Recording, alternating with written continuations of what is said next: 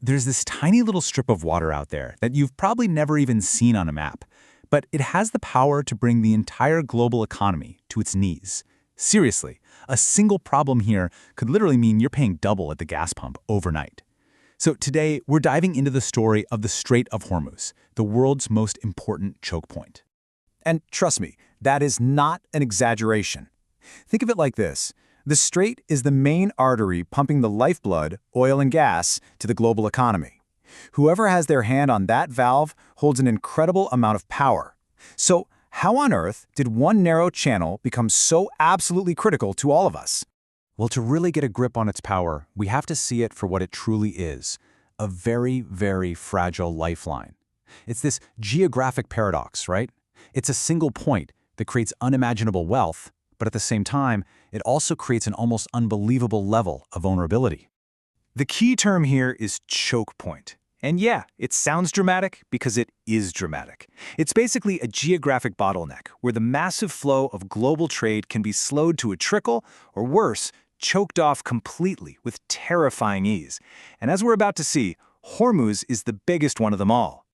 Okay, so take a look at the map. You've got Iran on one side, Oman on the other. At its tightest spot, the strait is just 21 miles wide. And the actual shipping lanes, they're even narrower. This little geographical funnel is what makes it a superhighway for gigantic tankers, but it's also what makes it a total security nightmare. There's no simple detour. You either go through or you don't go at all. So, if it's a funnel, what exactly is pouring through it? Well, it's basically a river of black gold. The amount of oil and gas that moves through here is just staggering, and it directly impacts everything from the price you pay for gas to the health of the entire global economy. To understand the scale, let's just start with one number. Just one. I want you to let this sink in for a moment. 21 million. That's 21 million barrels of crude oil. Just try to picture that. It's an endless parade of supertankers creating a constant traffic jam on the water. It's an almost unbelievable volume. But, the most shocking part isn't the number itself. It's how often it happens. Yep, 21 million barrels of oil every single day. That's not a weekly total or a monthly average. That's the daily pulse, the very heartbeat of the modern world's energy supply. So, what does that number mean in the grand scheme of things? Well, as you can see here, that daily flow accounts for nearly 20%. That's 1/5 of all the oil the entire world uses each day. This isn't just some regional shipping lane. It's a primary artery for the planet's energy supply. And hey, it's not just about the oil. The strait is also a critical highway for liquefied natural gas, or LNG. You have nations like Qatar, which is a global LNG superpower, depending on this one single route to get their product out to power homes and industries all across Asia and Europe. So yeah, this choke point has a double grip on the world's energy. So whenever you have this much money and energy on the line, you just know it's going to become a geopolitical hotspot. This is where we get to the great power chessboard, where all the major nations are playing a constant, high-stakes game for control and influence. Okay, let's break down the players here. First, you've got Iran, which sits right on the strait. They hold the ultimate geographic trump card, the threat to close it. Then, trying to counter that, you have the United States, whose Fifth Fleet basically acts as the world's security guard, making sure the shipping lanes stay open.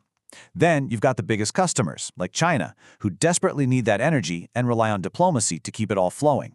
And of course, there are the Gulf nations themselves. Their entire economies depend on getting their oil and gas safely out to the world. It is an incredibly delicate and dangerous balance. So what you end up with is this constant tension. It turns the strait into a permanent stage for military posturing and what's basically a never-ending game of naval cat and mouse. Every single tanker that passes through sails under the shadow of this immense geopolitical drama. And all of this brings us to the most critical question of all. What happens if this delicate balance finally breaks? What happens if someone, for whatever reason, decides to turn off the world's most important tap? So, let's just play this out for a second. If this single point of failure is compromised, whether it's by a conflict, an accident, or an intentional blockade, the consequences wouldn't just be regional. Oh no, they would hit the entire globe and your wallet almost instantly. This is the nightmare scenario, the domino effect. It would start with some sort of conflict, which would instantly halt shipments. With a fifth of the world's oil supply suddenly gone from the market, prices don't just go up, they skyrocket overnight. This kind of supply shock would trigger massive inflation and threaten the economic stability of pretty much every country on Earth. So naturally, countries are desperate for a backup plan. People have built pipelines that bypass the strait, like one Saudi Arabia has that goes from east to west.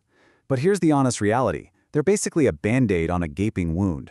None of them, not even close, have the capacity to handle the massive volume that goes through Hormuz. It's like trying to drain an ocean with a garden hose. They can soften the blow, sure, but they can't replace the artery. And that leaves us with one final crucial question for the future.